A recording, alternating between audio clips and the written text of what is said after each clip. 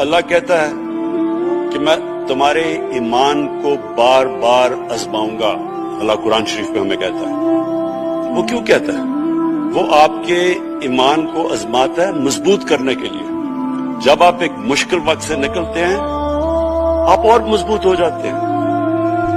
اللہ نے ایک انسان کو اشرف المخلوقات بنایا ہے. اس کے اندر اس نے ایک کنڈیشن لگا دی ہے کہ اگر آپ نے بڑا انسان بننا ہے تو مشکل وقت کا سامنا کرو, ریزسٹنس کے ساتھ جاؤ.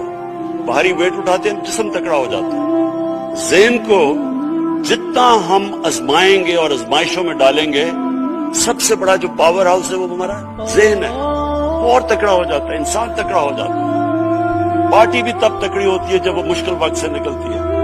آپ نے کسی کو تباہ کرنا ہے تو اس کو آرام کی زندگی دے دو, وہ تباہ ہو جاتا ہے, ڈکے کر جاتا ہے انسان.